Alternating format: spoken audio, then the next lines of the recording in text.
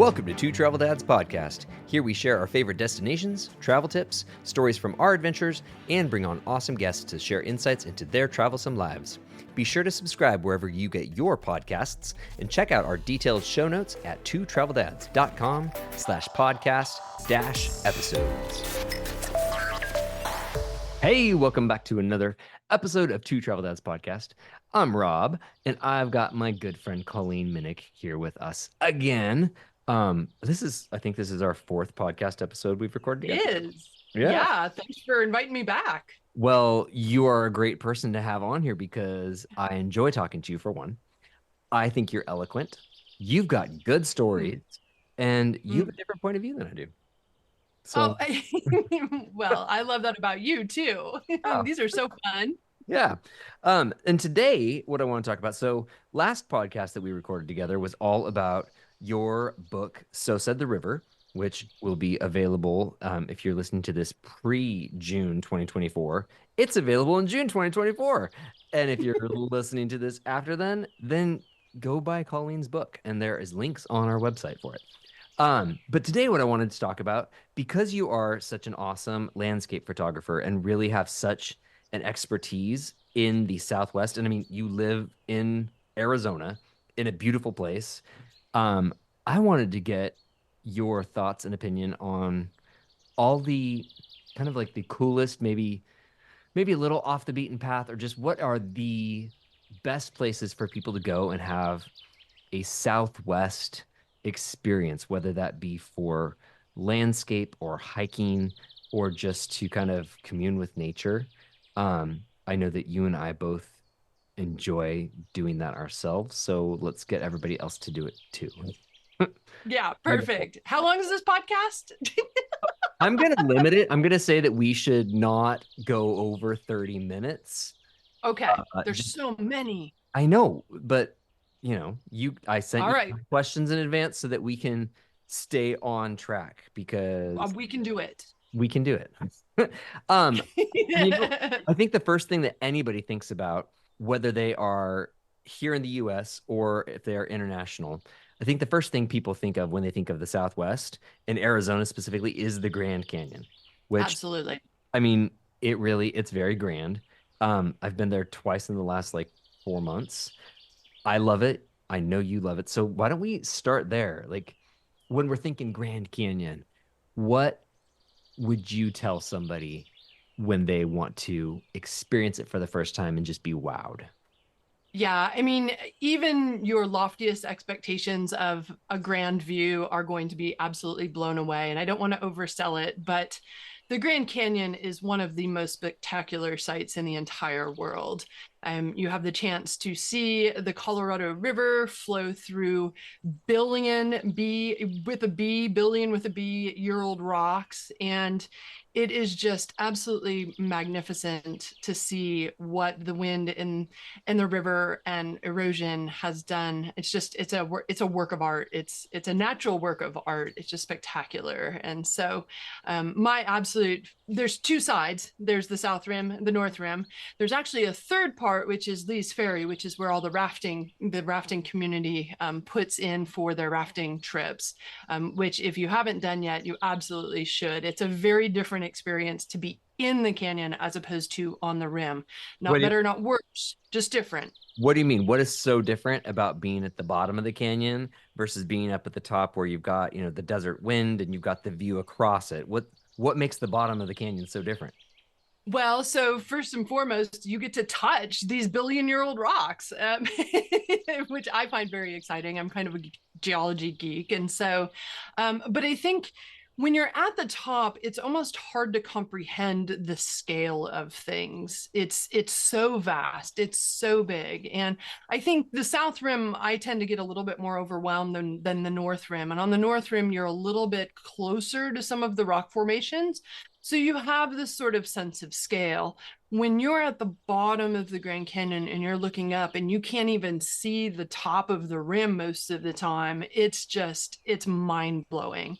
And with a river trip specifically, when you're on the river for the first time, you don't have any idea where you're going. And so you can't see around the next bend, and you're always in the present moment. There's no cell phones, there's no showers, there's no napkins. Like it's a very wild experience. And so for me, it's you're a little bit more isolated at the bottom. There's obviously less people, and you get to connect with the river and with the rocks and with the flora and the fauna and the wind, all of the things all at once in at the bottom. And so it's like I said, it's just a really different experience. I've gone down the Grand Canyon. I think this year will be my ninth trip in 9 years. It's like addicting. Like that's how great it is. And It's like don't you do group trips where either I don't know if I don't think you're the not the leader, you're not the captain of it, but like I you bring people who want to experience it.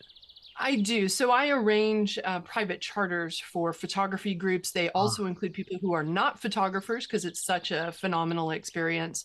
But yeah, I take private charters. I hire an outfitter, Hatch River Expeditions, to help put the trip together. They've been on the river for 90 years, so they know what they're doing, and I just kind of facilitate the photographic exercises and whatnot. got it. And if I recall, in your book, you also talked about some time rafting the Grand Canyon too, which Yeah. I really enjoyed that part of it. My very first trip down. Yeah, It was transformational. yeah. And did your mom raft with you on the canyon as well? She did, and she's been down a couple of times with me. Yep, Oh my gosh, that's so cool. I love that that's another like bonding thing that you guys have. Because absolutely. to me, rafting the Grand Canyon, because I know that it's such an epic experience that takes a week. It's to do that multiple times, especially with another person. I think that is so cool. And I'm a tad bit, Yeah. it's only a little bit jealous. Well, you should come with us. And I can tell you that every time gets better. Every Well, time I go down, it gets better because you know what to expect and you can just soak it all. And the magnitude is just so great. months ago when I talked to you about that, you were like, oh, my next one's already sold out. And I was like, oh, come on. 2025 is already sold out too, Rob. I'm sorry. Seriously? Oh my gosh. Okay. Well, Yeah. fine. We'll figure it We'll out. talk. Put it We'll on the talk. calendar for 26, I guess. Um, Mhm. all right. So Grand Canyon. Yes, it's awesome. Yeah. What's your favorite spot on the South Rim? I'm really My well versed in the South Rim, but not so much on the North. So I'm curious where your favorite is.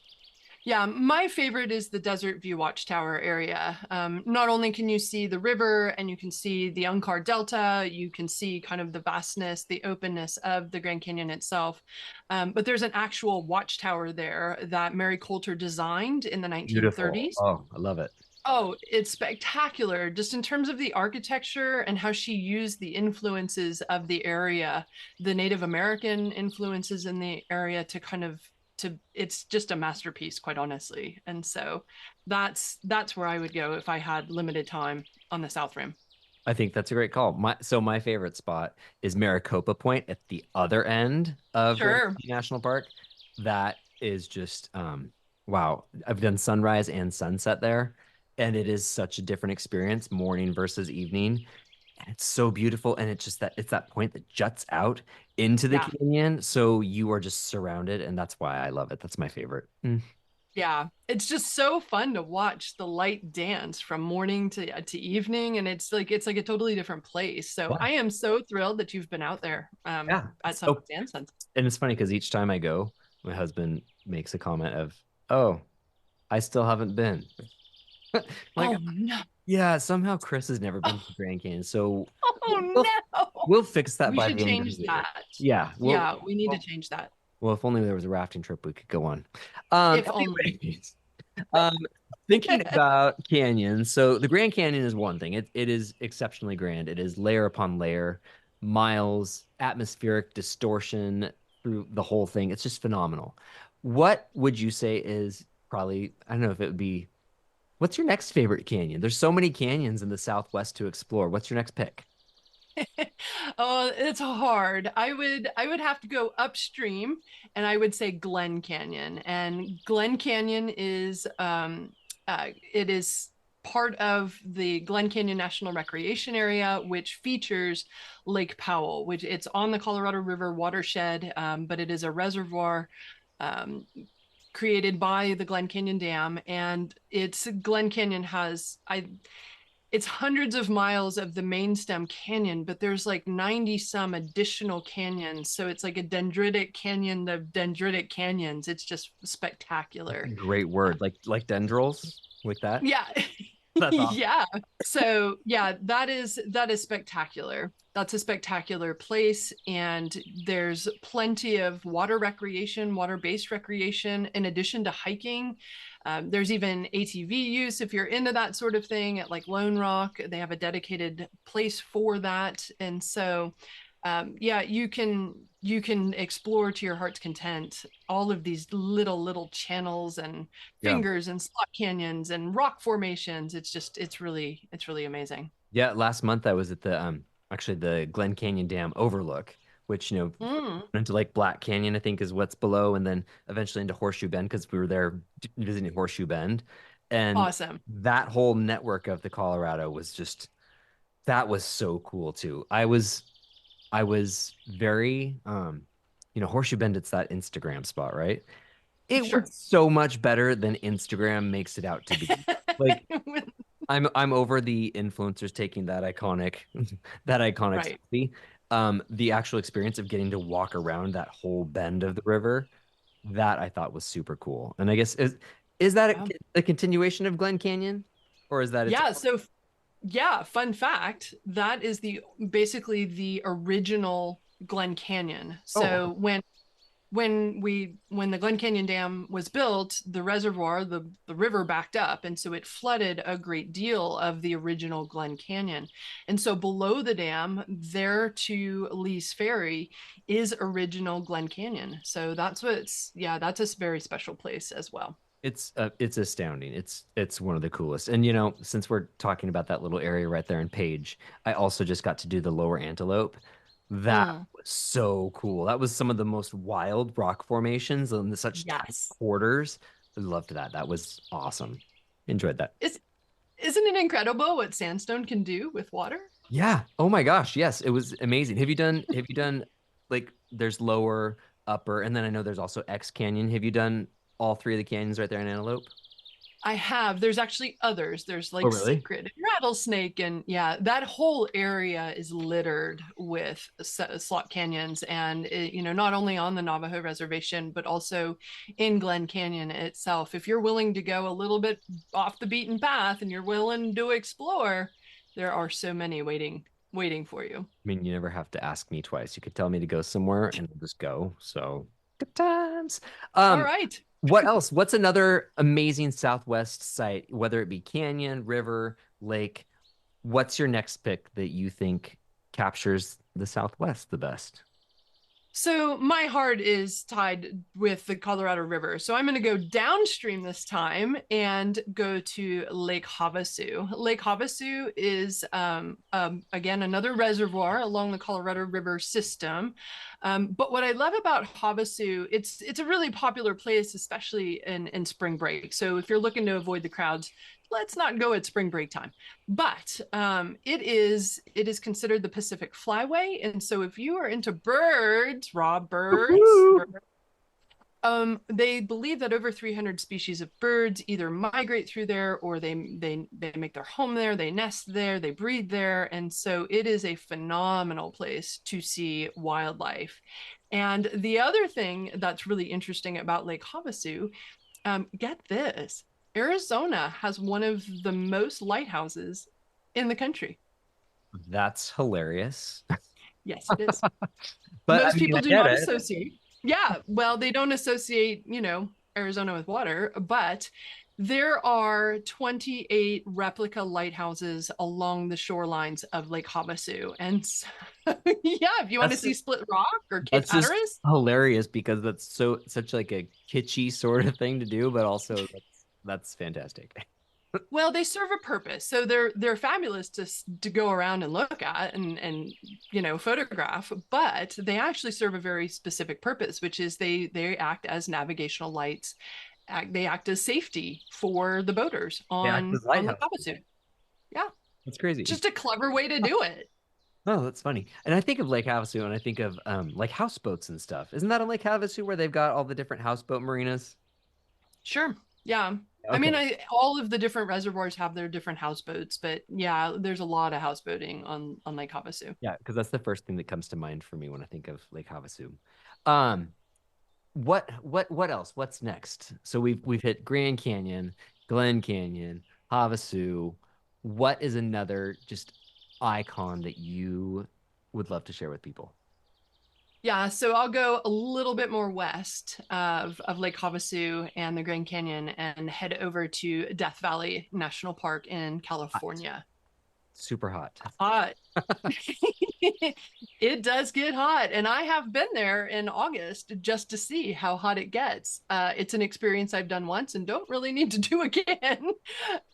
It's incredible Is to it physically experience. painful?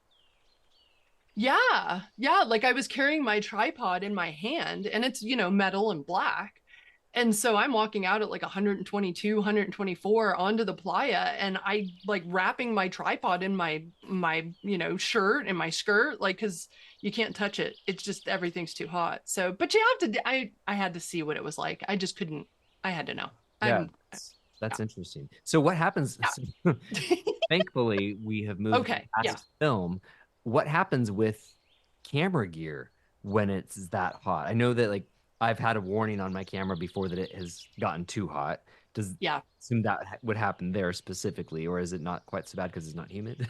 I mean, it definitely, you have the chance of overheating. I have to be honest, I was only there for less than 24 hours and I was in air conditioning in my vehicle most of the time. So, so I would caution you to, yeah, just take care of your camera gear or just go at a different time of year when it is not so hot because it is absolutely delightful in the winter months. What would you say is probably the best or maybe the most iconic view or hike if you want to in Death Valley? I've only driven around it.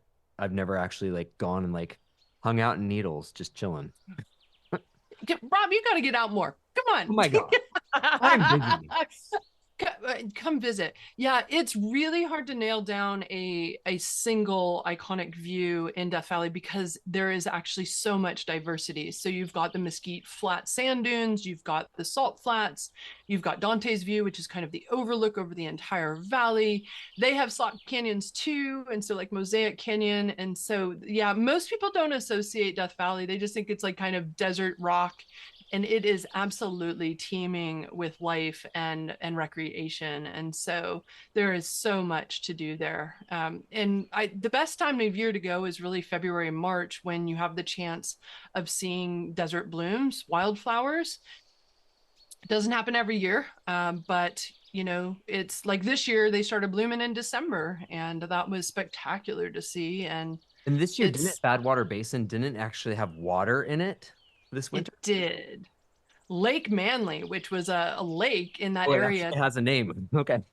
Yeah, well, Lake Manly is a 10,000-year-old lake, so it had since disappeared, but people are referring to it as Lake Manly just because it looks like it would have looked 10,000 years ago. And so it doesn't happen very often, rarely. And yeah, this year, I was able to, get almost knee deep in it at one point, and it was mind blowing. So that's what happens when you get a bunch of rain in the desert. It has nowhere to go.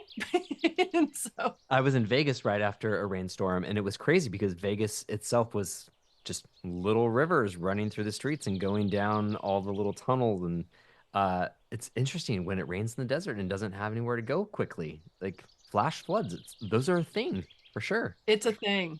Yeah. It's really wild. And, Yeah. and you mentioned wildflowers in Death Valley, which that's not something I think of with Death Valley. Where would you say has the best like super bloom in the Southwest? I know that if we want to talk about wildflowers in Arizona, you are somewhat of an expert in that field. Where would you send people who want to see, the desert in bloom?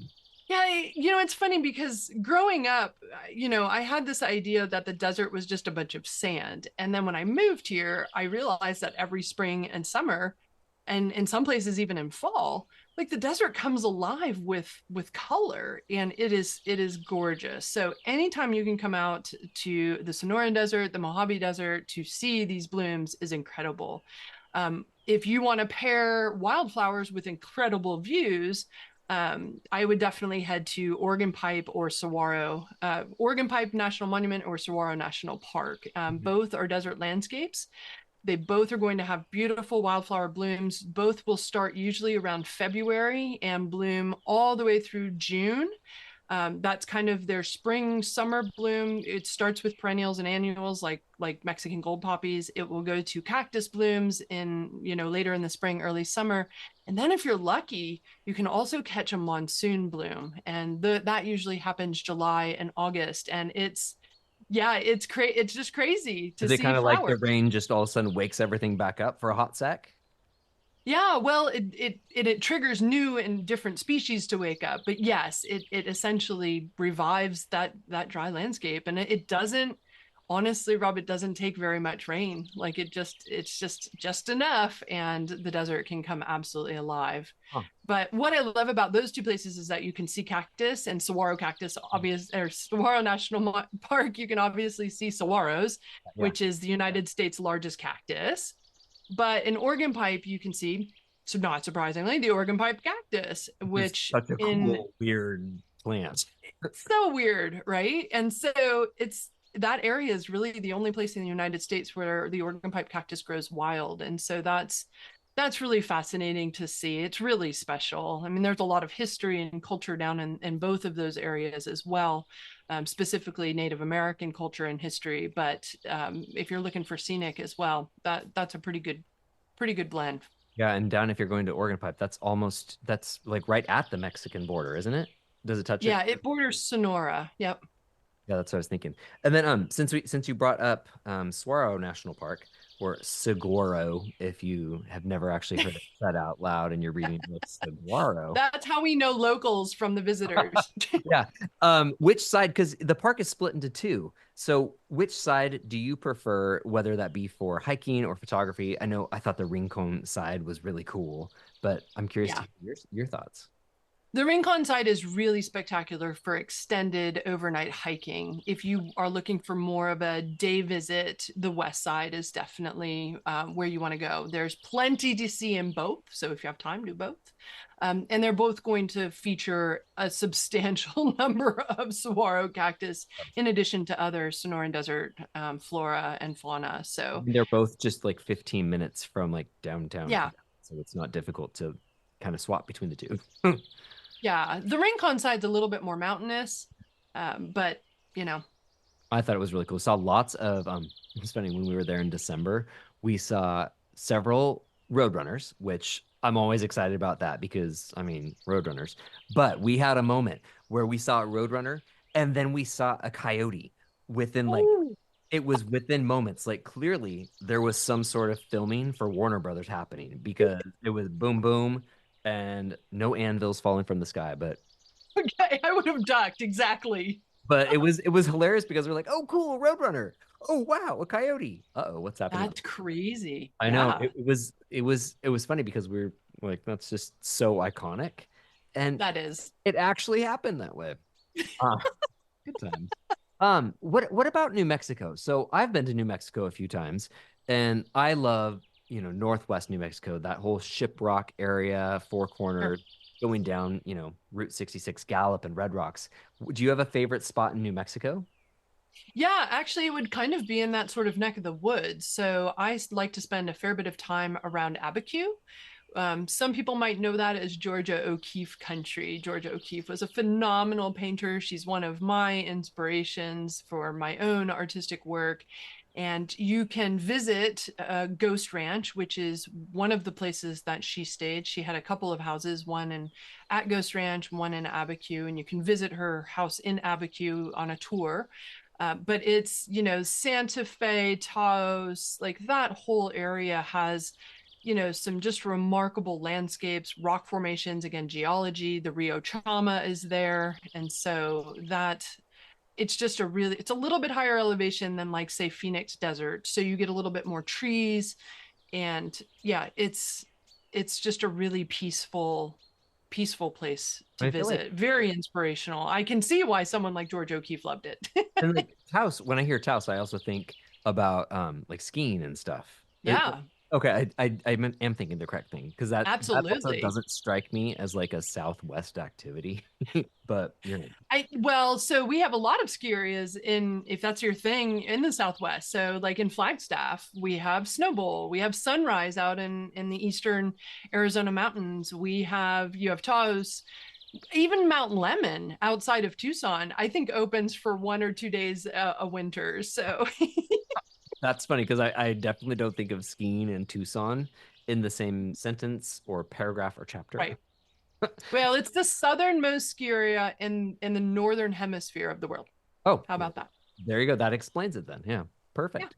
Um, one more state that we kind of need to dip our toes into because we're talking Southwest. One of my favorite states ever in the entire country is Utah. And especially that southern half of Utah where you've got Zion and Bryce and Cedar Breaks over on the west side, and then you've got Arches and Canyonlands and so much more over on the east side. What is your go-to spot if you're like, I need a quick Utah break? Where are you going? All of those are spectacular. You're like, I'm doing I all of it. I will be gone I for mean, 3 weeks. yes. Yes. The answer is yes. I kind of like the bluff area. So I it's again not maybe not surprising. It's part of my river connection. So there is a place called Gooseneck State Park, which is it's an overlook along the San Juan River, and it is the San Juan River meanders. It's actually called an entrenched meander, which I think is one of the coolest geological forms in the world. I think that's so cool. It's an entrenched meander through 300 million year old rock, and there's rapids at the bottom. But basically, this overlook, I mean, it's literally goosenecks. You see the river advance 6 miles, but it's only like 1.5 miles wide. Like it's not, it's Yeah. just, well, it's contained. And so it's just zigzagging back and forth right in front of your eyes. And so you have a distant view of Monument Valley. And yeah, it's just a really beautiful place to photograph or visit. It's also an international dark sky it has an international dark sky designation, and so if you're looking for stars to kind of reach out and touch, that's a great place to do. Yeah, when we were in Bluff, I I left my family back at our cute little cabin that we were staying in, and I just went and set up in like at the base of a cliff taking pictures for an hour, and I loved it. Another spot right there that I was just thinking of, and I didn't put it in my notes to talk about, but Hovenweep National Monument. Have you been there? Oh yes, Oh yes, my that God. has so much rich history. That is one of the coolest places. Oh, see, so we are going to need to record another episode about this where we talk about all the different sites and settlements and ruins and cliff dwellings because there's so much that we haven't even like started to scratch the I surface. know. That's why I asked how long of a podcast you had for this, because man, we've got lots to cover. Okay, yeah, we're gonna have to have another episode that is specifically about all of that because there is so much. Oh my gosh, and especially thinking about everything in Arizona. Okay, Yeah, I know. we'll I do know. another one. We'll do another one. We'll Okay. get into it. We need a whole nother episode to talk about everything else that was on my list to get through too, because we didn't even talk about Canyonlands National Park, Arches National Park, Goblin Valley State Park. Uh, Yep. there are hot springs to hike to that are just beautiful and gorgeous. There's so much to cover. So, okay, we have 2 more episodes about the Southwest that we need to record sometime very soon. Works for me. Excellent. Any other kind of like closing thoughts about travel in the Southwest that you want to share specific to anything that we've already talked about, or just like simple travel tip besides always have water with you? Definitely stay hydrated. So you definitely want to carry more water than you think you need. The other is that a little bit of planning will go a long way. A lot of the places that we have talked about are kind of off the beaten path, Mhm. and there aren't services always open. They're all not, yeah, I mean, there's not a lot of services in general in some of these places we've talked about. So you definitely want to make sure that you've got lodging figured out. You kind of have an idea of food and restaurants and things like that. So, and gas, just to make sure you don't find yourself on the road and stuck. There's a lot of places we were talking about, very poor cell service.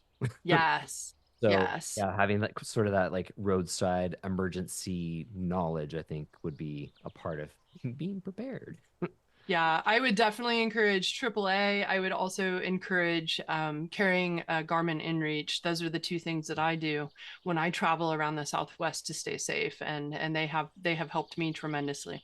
Yeah, I only recently learned about the inReach when I was reading this great book. It was called So Said the River, and it was this like invaluable tool. It was Yeah, great to hear about that.